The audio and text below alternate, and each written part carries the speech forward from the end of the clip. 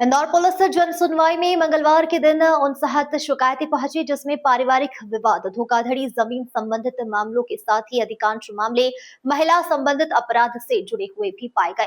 शिकायतों के अनुसार संबंधित अधिकारियों को शिकायतों के निराकरण के लिए हस्तांतरित किया गया है। दरअसल त्योहार के बाद पुलिस जन सुनवाई में शिकायतों का आंकड़ा लगातार बढ़ता जा रहा है।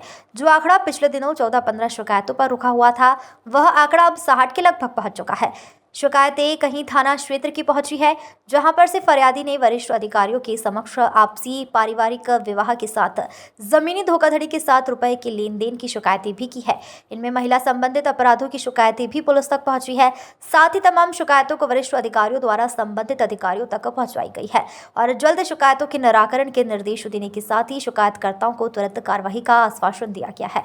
साथ ही मध्यस्थ अभियान के तहत 600 से अधिक प्रकरणों को लेकर पुलिस कार्यकारी में है, जिससे 30 से 35% प्रकरणों का निराकरण किया जा चुका है। सुनवाई की प्रक्रिया में बहुत सारे लोग आए थे समक्ष में, जिन्होंने अपनी बात कही है।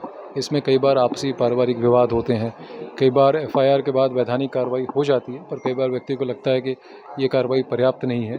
कुछ अन्य मामलों के भी लोग आए थे। इन सभी लोगों को बड़े ध्यान से सुना गया और जो हमारी टीमें हैं उनको बताया गया है कि एक निश्चित समय सीमा में न केवल फरियादी को उसकी कार्रवाई को बता के संतुष्ट कर दिया जाए, और अगर कोई वैधानिक कार्रवाई है तो उसको भी एक निश्चित समय सीमा में त्वरित तरीके से करा दिया जाए। Thank you. अगर आप वैसे देखेंगे तो जो पारिवारिक विवाद हैं, खासतौर से संपत्ति संबंधी विषयों को लेके, अगर हम परसेंटेज के हिसाब से देखेंगे तो ये शिकायतें सबसे ज़्यादा हैं। उसके बाद कई बार पति पत्नी के इस तरह के जो पारिवारिक विवाद हैं वो भी काफ़ी संख्या में है। कई बार लोगों के जो पैसों के लेन देन के इश्यूज होते हैं, जैसे एक दोस्त ने दूसरे दोस्त को पैसे दे दिए और अब वो वापस नहीं कर रहा, इस तरह के भी इश्यूज आते हैं। तो ये इसी क्रम में लगभग जो है नंबर 1, 2, 3 पे इस तरह की शिकायतें ज़्यादा रहती हैं।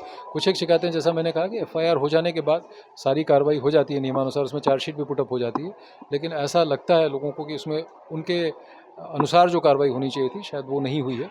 और हो सकता है कि कई बार आदमी का ग्रीवांस ज़्यादा रहता है तो उसको भी एड्रेस किया जाता है, उनको समझाया भी जाता है। और हमारे कई तरह की टीमें जो है ऊपर अधिकारियों के साथ साथ हमारे जो वॉलंटियर्स हैं उनकी भी टीमें हैं।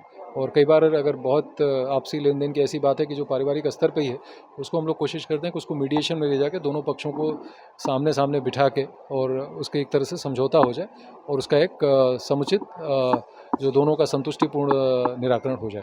Thank you. इसमें लगभग 650 से ज़्यादा केसेज आ चुके हैं और उसमें लगभग जो है करीब 45 से 50% जो है वो संतुष्टिपूर्वक निराकृत किए जा चुके हैं।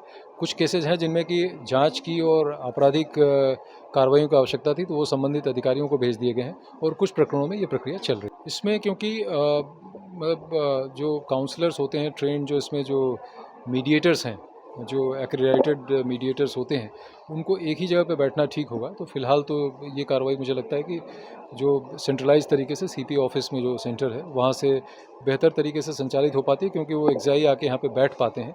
अगर भविष्य में इस तरह के अगर आएंगे वो और ऐसी कोई वो बनी तो थानों में भी उनको ले जाके बिठाने पे विचार किया जा सकता है।